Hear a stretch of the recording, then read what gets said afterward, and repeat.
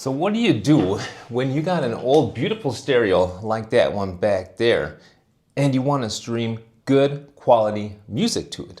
Well, Wiim has come up with a solution, and the software for it is all on the app. Now I'm going to tell you what I think about this little baby streamer today. I'm going to be very blunt about the stuff I like and don't like about it. Here it is right here. This thing is just tiny. And I'm gonna show you the app as well, because really the main thing about this guy is the app, right? So first of all, let's just take a real quick look at the hardware. So this is it right here. This little tiny baby thing. I'm not even sure if that weighs an ounce. I mean, it does not feel quality. I'm being honest, this thing does not feel like quality to me. It's super duper light. I wish it was as heavy as a hockey puck, like maybe they could have put lead in there or something. As it is, it's just really, really light. It just slides over super easy. But that is the main thing I have to say that I don't care for about it.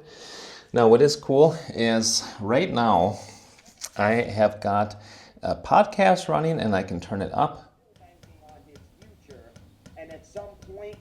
like so. Obviously turn it back down, I can pause it. So this does have a few different controls on it, which is nice. It also has an indicator light there, and that turns colors based on if it's connecting, if it has an issue, if it is connected, if it's streaming. There's different sequences there. Now, if we have a look here in the back, we do have an aux in that you can use if you want, and the power is just a little USB-C. Then you have an optical out and a 3.5 out. That's it. That's really all you need. So that's the little tiny baby streamer, as you see there. And I got it connected into here, into my beautiful Yamaha receiver from 1976. So the beautiful thing about this though really is the app. So what I can do is I control, for example, I can control the volume from the app. So I can turn it way down, I can turn it way up.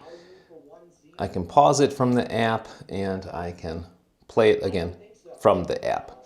Now let me just stop for a second and tell you what I think is awesome about having a dedicated streamer like this instead of streaming from your phone to the unit via, let's say, Bluetooth dongle. What's way better is that I can just leave. I can go for a jog for a half hour or whatever and bring my phone with me. And when I come back, it doesn't matter because the stream will stay active on here, which is super cool. So that means, for example, like one of my favorite stations is this one here. If I go to my favorites, I have different presets on there. And I like this station a lot, 103.7 from Rockford, Illinois. And what I do, I can't play any music, unfortunately. What I do is I just leave that streamer active the whole time, 24 hours a day. So whenever I come in the room, I can just turn the stereo on like so, and then I got my music, and that is super duper neat. Now, getting back to the app is pretty nice. You know, you always have your phone with you. I think most people do. So I have, for example, presets to my favorite radio station in Rockford. I have a preset to, I better turn that off. A preset to Spotify, where I have a certain radio that's on there as well as a stream, which is really nice. And you can do a lot of different things. Also, I got ESPN Milwaukee, for example, on there. So you got talk radio via TuneIn, or you can even play podcasts. There's so much stuff you can do with this.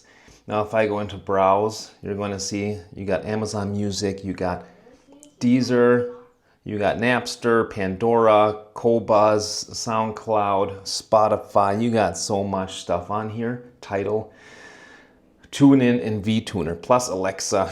There's so much that you can do with this if you want to. But I don't make it too confusing. I got a couple of my favorite stations, my favorite podcast. I got, the thing I listen to most on Spotify saved as a stream. Awesome. So that's what I do with this guy. Now, of course, it's important to consider, well, what about sound? How good is the sound? I would say it's very good. It's much better than what I was expecting because I was reading some reviews online. It's not that good in comparison to their higher end models. They have higher end models too that I think feel much better haptically than this one does. But sound for me has been quite excellent. Really, really full bass. Now I have these pretty nice speakers here. These are ELAC speakers and they do a nice job. But bass really good. I think the mids are present and the highs are nice too. They're not screechy by any means. I don't get any ear fatigue. Sound for me is full, pretty darn dynamic. Really good coming out of something that tiny. They must have a pretty good DAC inside there. Yeah, so that's the Wiim Mini. Now, would I recommend it? For the price, I think it's great because you get, the full use of the app here, and that's really kind of what they're famous for, Wiim, is their app. So if you want to kind of dip your toe in the water of Wiim, you can do that with this little guy. If I was doing it again, however, I think I would probably want to get their Wiim Ultra, which is, it looks kind of like a Mac Mini, and it looks cooler. I'm sure it's heavier and feels more like high value. I think I would prefer that because this guy does kind of slide around a bit, and I just would prefer for it to be heavier and a little bit nicer that way. But functionality, great. And if you want to just get into streaming on something, for example, this old, this is pretty sweet. I hope this video was helpful. If so, hit that little helpful button down below. And until next time, I wish you a good day.